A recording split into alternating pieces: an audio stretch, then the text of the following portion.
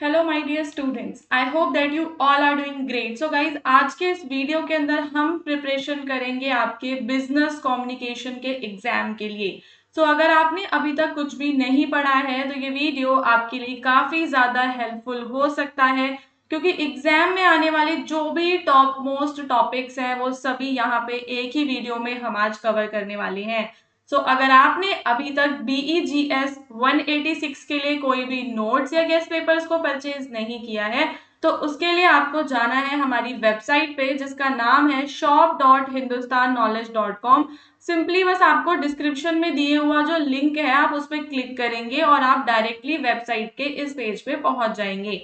Then आप website में जाएंगे तो इधर सर्च बार में आपको सिर्फ अपना कोड BEGS 186 सर्च करना है। ठीक है, तो यहाँ पे आपको इसका जो गेस्ट पेपर है, साथ ही साथ हमारे पास इसके जो नोट्स हैं, यूनिट वाइज नोट्स भी आप परचेज कर सकते हो। नोट्स के अंदर आपको सारे जितने भी चैप्टर्स हैं उन सभी की समरी एकदम आसान भाषा में मिल जाएगी और आपके एग्जाम की प्रिपरेशन उससे काफी ज्यादा बूस्ट होगी। ठीक है, बाकी आपकी जो भी क्वायरीज होती हैं वो आप हमारे डिस्क्रिप्शन में दिए हुए व्हाट्सएप नंबर पे भेज सकते हैं और नोट्स एंड गेस्ट पेपर्स को आप व्हाट्सएप से भी परचेज कर सकते हैं। ओके, सबसे पहले देखो हमारे एग्जाम में ना इस वाले क्वेश्चन पेपर में मैंने देखा प्रीवियस ईयर पे क्या आता है, इसमें आपका जो पैसेज होता है।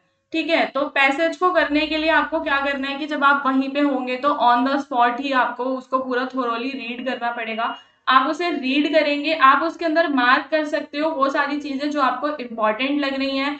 देन आप क्या करोगे कि क्वेश्चंस पे एक नजर डालोगे, तो जो आपने मार्क किया है उसी के अंदर आपको कुछ क्वेश्चंस के आंसर्स भी मिल जाएंगे। लेकिन आपको बस एक चीज पे ध्यान देना है, जब आप पैसेज को लिख रहे होगे, पैसेज के मतलब आंसर्स को जब आप कर रहे होगे तो उसके आंसर के अंदर आपको एज इट इज पैसेज की लाइन को उठा के कॉपी पेस्ट नहीं करना। उसके अंदर थोड़ा सा आप अपनी तरफ से चीजों को ऐड ऑन करोगे।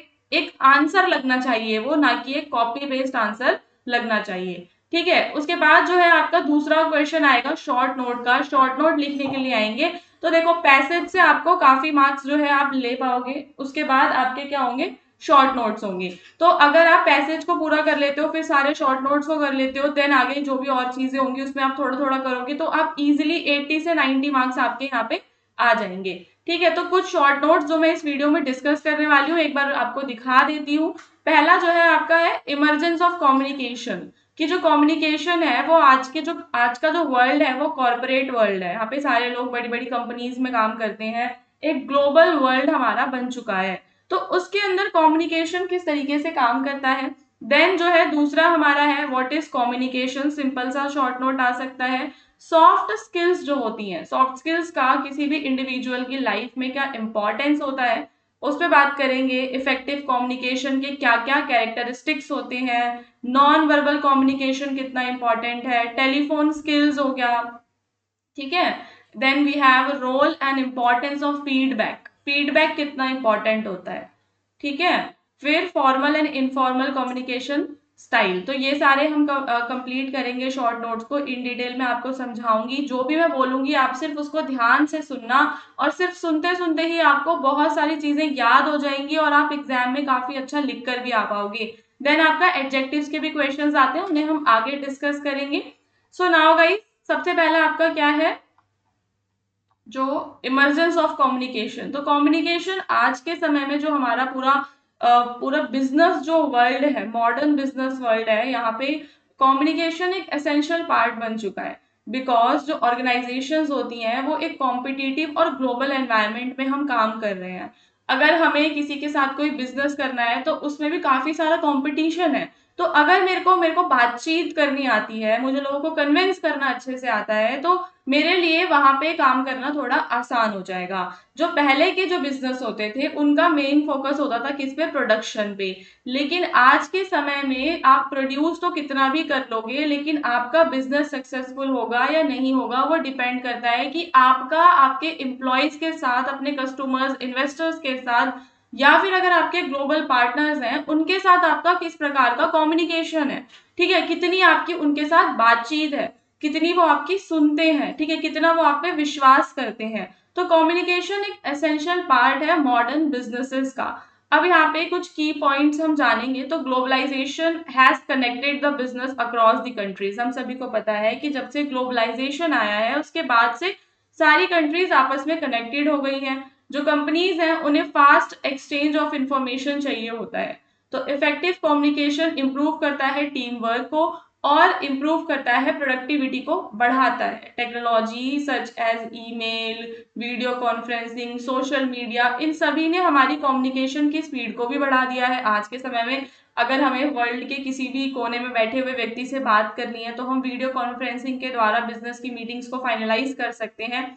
तो कम्युनिकेशन एक इम्पॉर्टेंट पार्ट है और गुड कम्युनिकेशन हमारी डिसीजन मेकिंग और प्रॉब्लम सॉल्विंग में हेल्प भी करता है।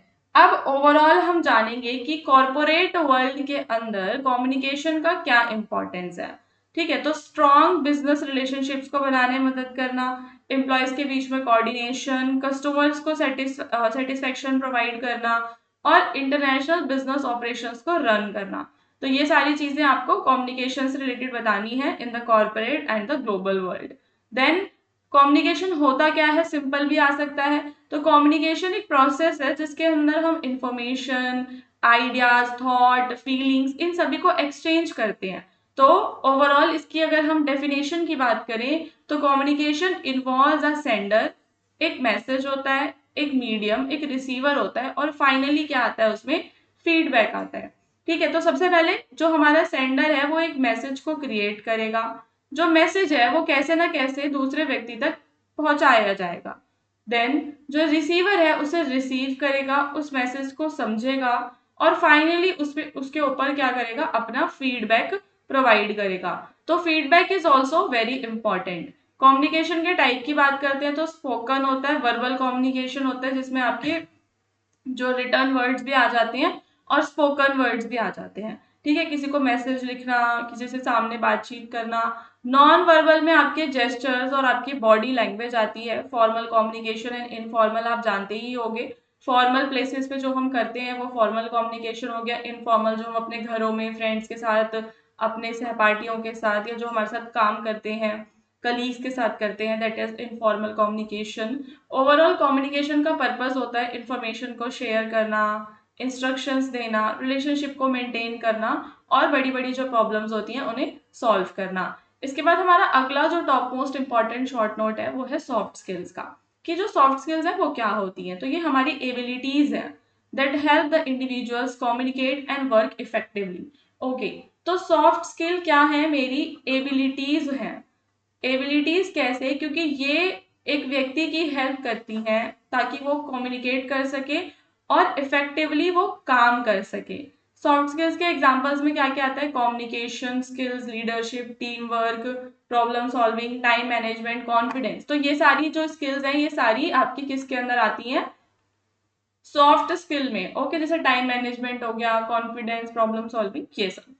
अब सॉफ्ट स्किल्स इसलिए इंपॉर्टेंट है क्योंकि आपका जो वर्क प्लेस है वहां पे आपके रिलेशनशिप्स आपके सॉफ्ट स्किल्स की वजह से इंप्रूव हो पाएंगे। फॉर एग्जाम्पल, आपका कम्युनिकेशन लीडरशिप अच्छा है, आपकी करियर ग्रोथ में हेल्प करेंगे। अगर आपको टाइम मैनेजमेंट आता है, आपका कॉन्फिडेंस बढ़ाएंगे, प्रोफेशनल हो जाओगे आप, आपका टीम वर्क आसान हो जाएगा और कस्टमर्स एंड कॉन्फ्लिक्ट्स को आप इजिली हैंडल कर पाओगे। सो ये इंपॉर्टेंस है सॉफ्ट स्किल्स का।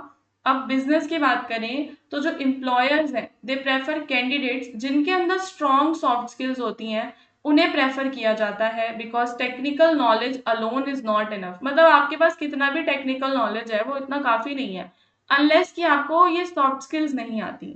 ओके, फिर हम आगे बढ़ते हैं। एक इफेक्टिव कम्युनिकेशन क्या होता है, मैंने किसी से बात की और वो बात मेरी इफेक्टिव रही या इनइफेक्टिव हो गई, वो हम कैसे पता करेंगे। तो एक इफेक्टिव कम्युनिकेशन में देखो क्लैरिटी होती है, जो भी हमने बात बोली है, जो भी हमारा मैसेज है वो एकदम सिंपल और क्लियर होता है। कंसाइजनेस का मतलब होता है कि जो भी अननेसेसरी डिटेल्स हैं हमें उन्हें अवॉइड करना है। इंफॉर्मेशन हमारी एक्यूरेट होनी चाहिए, करेक्टनेस होनी चाहिए, कंसाइजनेस एंड क्लैरिटी होनी चाहिए। कंप्लीटनेस का मतलब है कि जो भी नेसेसरी इंफॉर्मेशन है वो उसमें हो। आपको पर्टेसी यानी कि आपको पोलाइट लैंग्वेज का यूज करना है एंड कंसिस्टेंसी होनी चाहिए। तो 6 तो सीज हो गए आपके, like clarity, conciseness, correctness, completeness, courtesy, consistency. Message आपका लॉजिकल भी होना चाहिए। फाइनली आता है उसमें फीडबैक, कि अगर रिसीवर ने मेरा रिप्लाई किया है दैट मीन्स कि उसको मेरी बात समझ में आ गई है। इसके बेनिफिट्स क्या हैं? इससे मिसअंडरस्टैंडिंग्स कम होती हैं, एफिशिएंसी अच्छी होती है और ट्रस्ट एंड कॉपरेशन बिल्ड होता है। किस कहाँ पे बिल्ड होता है? जहाँ पे भी हम काम करते हैं, ठीक है। बिजनेस में कैरेक्टरिस्टिक्स है, बिजनेस में इफेक्टिव कम्युनिकेशन काफी इंपॉर्टेंट होता है। अब नॉन वर्बल कम्युनिकेशन का क्या इंपॉर्टेंस है? अब नॉन वर्बल में क्या आता है कि जब आप without using any words, you are using your body language, your facial expressions, your gestures, posture, eye contact, they all come under non verbal communication. तो ये सारे इसके टाइप हो जाते हैं जो मैंने बताए आपको, facial, gestures, eye contact, tone, body posture, ये सब। अब इसका क्या इंपॉर्टेंस है? तो ये वर्बल कम्युनिकेशन को सपोर्ट करता है, इमोशंस एंड फीलिंग्स को एक्सप्रेस करने में हेल्प करता है, कॉन्फिडेंस और ट्रस्ट को बिल्ड करवाता है, हिडन मीनिंग्स जो है वो समझने में हमारी मदद करते हैं। समझ लो कि अगर मैं किसी से बात कर रही हूँ और मुझे उसके फेशियल एक्सप्रेशंस भी दिख रहे हैं तो मेरे को उसका इमोशन, उसकी फीलिंग्स अच्छे से समझ में आएंगी, है ना, उसकी टोन समझ में आएगी और एक स्ट्रॉन्ग इम्प्रेशन पड़ता है इसका इंटरव्यूज एंड मीटिंग्स में। जनरली हम देखते हैं कि जो स्माइल है वो एक फ्रेंडलीनेस को दर्शाता है, क्रॉस्ड आर्म्स डिस्कम्फर्ट को दर्शाते हैं। फिर आता है इफेक्टिव टेलीफोन स्किल्स। तो किसी भी बिजनेस के अंदर इफेक्टिव टेलीफोन स्किल्स की रिक्वायरमेंट होती है। कैसे? क्योंकि देखो जो टेलीफोन कम्युनिकेशन है वो काफी ज्यादा इंपॉर्टेंट होता है किसी भी बिजनेस में, because it creates the first impression of an organisation. वो किसी भी ऑर्गेनाइजेशन का क्या क्रिएट करता है? फर्स्ट इंप्रेशन क्रिएट करता है। तो इफेक्टिव टेलीफोन स्किल्स में आपका क्या क्या आता है? क्लियरली बोलना, पोलाइटली बोलना, समझ रहे हो, केयरफुली दूसरे की बात सुनना, प्रॉपरली उन्हें ग्रीट करना, प्रोफेशनल टोन को बना के रखना टेलीफोन पे जब आप बात कर रहे हो, ठीक है। आपको कॉल्स को एंड भी कोर्टियसली करना है, किसी भी प्रकार के इंटरप्शंस को आपको अवॉइड करना है। तो ये इंपॉर्टेंट होता है। टेलीफोन स्किल्स क्यों इंपॉर्टेंट है? क्योंकि इससे जो कस्टमर्स के रिलेशनशिप्स होते हैं वो इम्प्रूव हो जाते हैं, टाइम की बचत होती है, स्मूथ कम्युनिकेशन एंड एक प्रोफेशनल इमेज यहाँ पे क्रिएट होती है। Then we have the next short note जहां पे आपको जो फीडबैक है उसका रोल और उसके इम्पोर्टेंस के बारे में बात करना है। तो फीडबैक क्या है? Feedback is the response given by the receiver to the sender after receiving a message. जब सेंडर कोई मैसेज को रिसीव कर लेता है, ठीक है, तो क्या होता है कि उसको एक रिस्पॉन्स मिलता है, रिसीवर को एक रिस्पॉन्स देते हैं। जैसे मैंने किसी से बात की तो मैं उसको रिस्पॉन्स दूंगी, तो वो रिस्पॉन्स मेरा फीडबैक हो गया।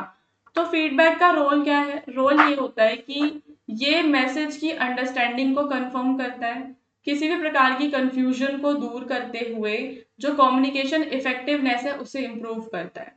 इसका इम्पोर्टेंस है कि इससे जो दो लोग जो बिजनेस में इन्वॉल्व हैं, अगर वो एक दूसरे की बातचीत पे फाइनल फीडबैक देते हैं तो इंटरेक्शन एनकरेज होता है और डिसीजन मेकिंग में मदद मिलती है। जो भी डिसीजन मेकिंग है उसमें मदद मिलती है, दोनों के बीच में जो ट्रस्ट है वो बनता है, सेंडर और रिसीवर के बीच में ट्रस्ट बनता है और कम्युनिकेशन आपका टू वे बन जाता है। तो फीडबैक दो तरीके का हो सकता है, पॉजिटिव भी हो सकता है, नेगेटिव भी हो सकता है। एक होता है आपका एप्रिसिएशन अप्रूवल वाला फीडबैक, ठीक है, और एक होता है आपका करेक्शन क्रिटिसिज्म जो कि आपका नेगेटिव में चला जाएगा। मतलब किसी ने कुछ गलत बोला है तो आपने उसको करेक्शन किया तो वो नेगेटिव फीडबैक में आ जाता है। फिर आपको बताना है डिफरेंस फॉर्मल और इनफॉर्मल में। जो फॉर्मल जो होता है कम्युनिकेशन आपका, वो ऑफिशियल और स्ट्रक्चर्ड वे में होगा, और आपका इनफॉर्मल कैसा होता है? Casual talk between the two person, कोई भी टॉपिक नहीं है, बस कुछ भी बात करे जा रहे हैं। और इनफॉर्मल में कोई भी आपका स्ट्रक्चर फिक्स नहीं होगा और कैजुअल टॉक्स होंगी, फ्रेंडली लैंग्वेज होगी। वहीं फॉर्मल में आपकी लैंग्वेज प्रोफेशनल होगी, मीटिंग्स में, रिपोर्ट्स में, नोटिस में ये फॉर्मल कम्युनिकेशन का यूज किया जाता है। देन फॉर्मल कम्युनिकेशन को क्या किस तरीके से आप लिख के आओगे कि communication through official channels with an organisation. किसी भी ऑर्गेनाइजेशन के साथ कम्युनिकेशन थ्रू ऑफिशियल चैनल्स जैसे कि ईमेल के माध्यम से, नोटिस, रिपोर्ट, मीटिंग, इन सभी के माध्यम से जो करते हैं वो आपका फॉर्मल हो जाता है। इनफॉर्मल में क्या है आपका? अनऑफिशियल एक्सचेंज ऑफ इंफॉर्मेशन, जैसे कि friendly conversations, gossips, casual discussions, वो आपके इनफॉर्मल में आ जाते हैं। तो फॉर्मल कम्युनिकेशन ऑर्गेनाइज्ड और प्रोफेशनल होता है, जबकि इनफॉर्मल आपका फ्लेक्सिबल और पर्सनल होता है। नेक्स्ट क्वेश्चन में आपको डिग्रीज ऑफ एडजेक्टिव के बारे में बताना होता है, तो आपको एक थोड़ा सा ब्रीफ ओवरव्यू हम दे देंगे कि डिग्री ऑफ एडजेक्टिव क्या होते हैं। सबसे पहले आपका पॉजिटिव डिग्री जो बेसिक फॉर्म होता है, जहाँ पे किसी प्रकार का कंपैरिजन नहीं किया जाता, जिसमें सिंपल आप बोलोगे Ram is tall, this book is interesting, she is smart. यहाँ पे हमने किसी के साथ कोई भी कंपैरिजन नहीं किया है। फिर आपका कंपैरेटिव डिग्री आता है, जहाँ पे आप दो लोगों के बीच में कंपेयर करते हो, जैसे कि Ram is taller than Shyam, तो यहाँ पे हमने राम और श्याम को कंपेयर किया है। And she is smarter than her sister, तो यहाँ पे भी हमने वो लड़की और उसकी बहन को कंपेयर किया है। तो ये ER लगा के जनरली आपके बनते हैं, और या फिर मोर लगा के बनते हैं, like she is more beautiful, he is more intelligent, इस तरीके से। फिर फाइनली आपकी थर्ड डिग्री ऑफ आती है एडजेक्टिव, जो कि सुपरलेटिव डिग्री होती है, जिसके अंदर आप कंपेयर करते हो मोर देन 2 पर्सन और थिंग्स, और ये हाईएस्ट डिग्री ऑफ क्वालिटी है, जो सबसे ज्यादा हाई है। जैसे कि Ram is the tallest boy in the class, तो हाईएस्ट डिग्री यहाँ पे यूज किया हमने। She is the smartest student, तो यहाँ पे इसमें भी हाईएस्ट यूज किया है। And this is the most interesting book, तो हाईएस्ट डिग्री दिखाने के लिए हम EST यूज करते हैं या फिर मोस्ट वर्ड का यूज करते हैं। लॉन्ग एडजेक्टिव्स के साथ हम क्या करते हैं, मोस्ट वर्ड का यूज करते हैं, कि ब्यूटीफुल का ब्यूटीफुलेस्ट नहीं हो सकता, इंटेलिजेंट का इंटेलिजेंटेस्ट नहीं हो सकता, तो यहाँ पे हम मोस्ट यूज करते हैं, क्योंकि because they are long adjective. कुछ इनके एग्जाम्पल्स होते हैं जो आपने बचपन में भी पढ़े होंगे, जैसे कि टॉल, टॉलर, टॉलेस्ट, बिग, बिगर, बिगेस्ट, गुड, बेटर, वर्स्ट।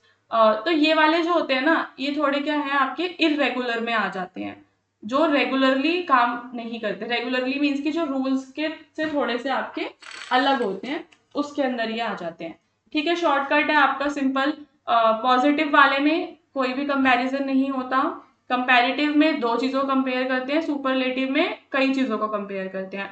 अब हम यहाँ पे कुछ एग्जांपल्स देखेंगे, जिनके माध्यम से आपको इजीली समझ में आ जाएगा कि आपको किस तरीके से आंसर लिखना है। Choose the dash object from the following option. Choose the dash, a brick, a feather और अ रॉक। इसमें से आपको क्या चूज करना है, आपका हो जाएगा यहाँ पे हेवीएस्ट।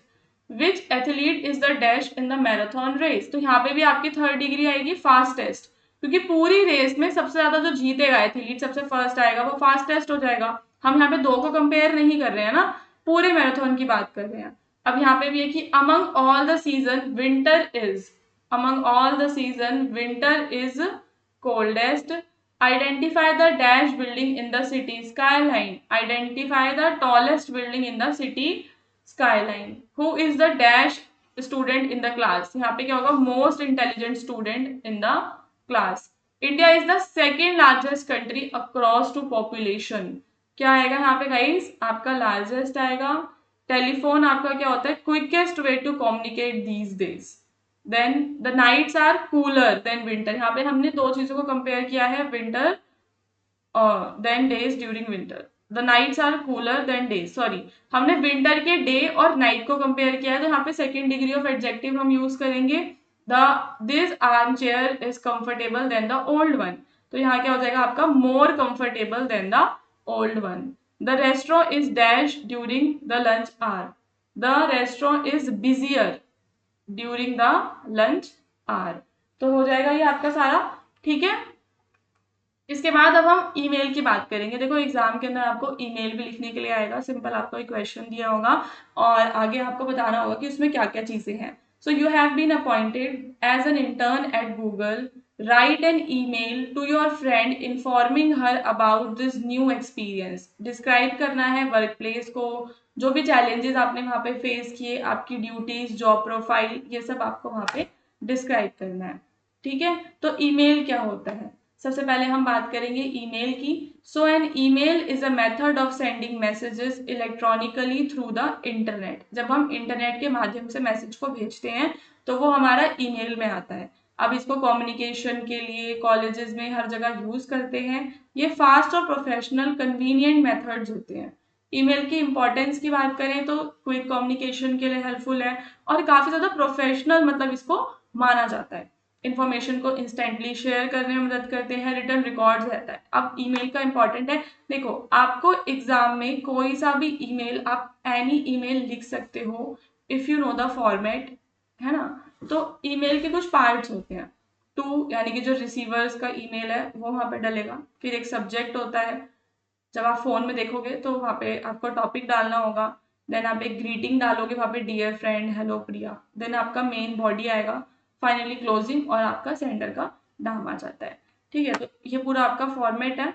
आप देख सकते हो मेरी स्क्रीन पे बेसिक फॉर्मेट आपका कुछ इस तरीके का होता है, जिसके अंदर आपको सारी डिटेल डालनी है। अब इसको लिखने के how you can write a good email. सबसे पहली चीज, आपका सब्जेक्ट लाइन क्लियर होना चाहिए, जो आपने सब्जेक्ट में लिखा है वहां से क्लियर हो जाना चाहिए कि आपका मेन पर्पस क्या है।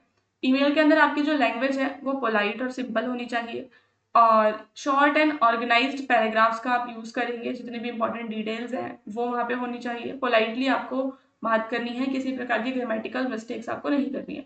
तो जब हम फोन में ईमेल लिखते हैं तो ग्रामर मिस्टेक्स तो वहाँ पे अपने आप भी आजकल एआई सिस्टम है तो ठीक हो जाती हैं।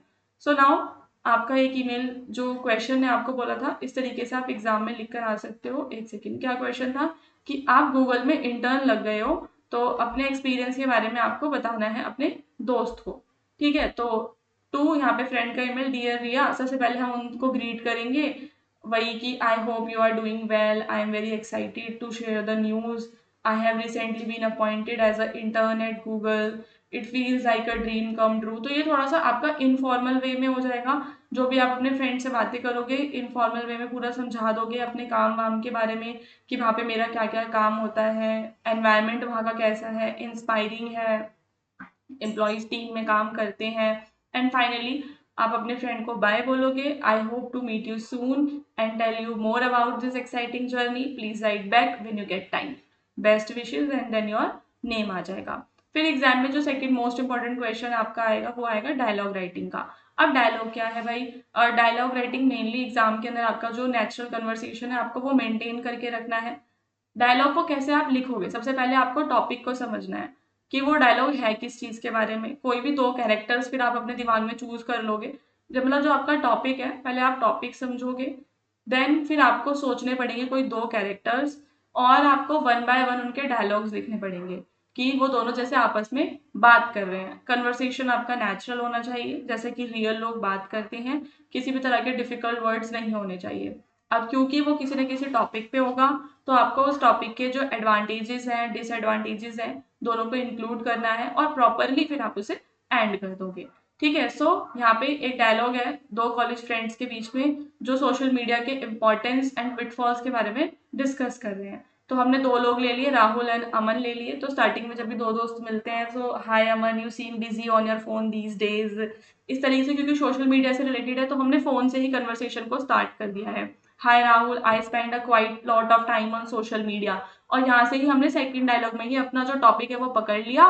देन अब वो दोनों बात करते रहेंगे। अब आप यहाँ पे कुछ इस प्रकार के शब्द यूज कर सकते हो, जैसे कि हाँ ये सच है, एग्जैक्टली ऐसा होता है, ये सेंटेंसेस आप ले, आई अग्री, हाँ डेफिनेटली, ट्रू, एब्सोल्युटली, इस तरीके के जो वर्ड्स हैं ये आपकी हेल्प करेंगे अच्छे डायलॉग्स को लिखने में। Well said, balance is the key. और फाइनली आपने जब सोशल मीडिया के क्या करना है, एडवांटेजेस और डिसएडवांटेजेस दोनों के बारे में बात कर लेनी है।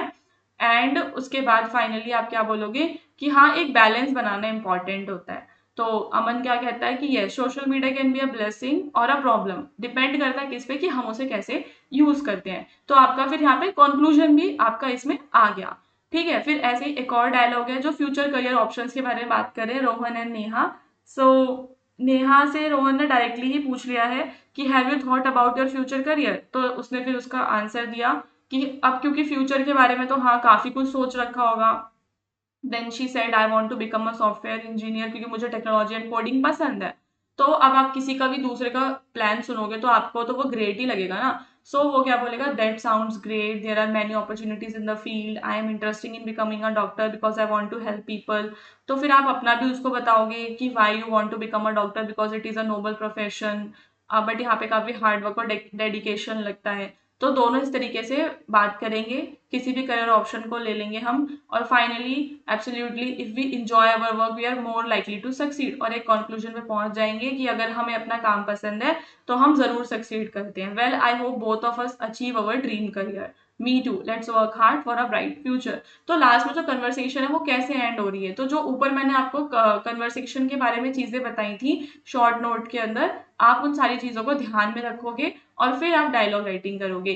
तो इस तरीके से आपका जो पेपर है वो आप बहुत ईजिली कर पाओगे। सबसे पहले आपका पैसेज हो जाएगा जो आप कर लेंगे, फिर आपके नोट्स आप कर लोगे, फिर आपके एडजेक्टिव्स आप कर लोगे, फिर डायलॉग राइटिंग, ईमेल राइटिंग या कोई शॉर्ट नोट काइंड ऑफ भी आ सकता है, तो वो सब भी आप कर लोगे। तो डिस्क्रिप्शन में आपको जो भी हमारे लिंक्स मिलते हैं आप उन सभी लिंक्स को ज़रूर फॉलो किया करो और हमारे साथ जुड़ जाओ, ताकि फ्यूचर में जो भी न्यू वीडियोस आएंगी हमारे चैनल पे वो आपको मिलती रहेंगी। चैनल को सब्सक्राइब करना बिल्कुल मत भूलना और कमेंट करके बताना कि वीडियो आपको कैसा लगा। ओके।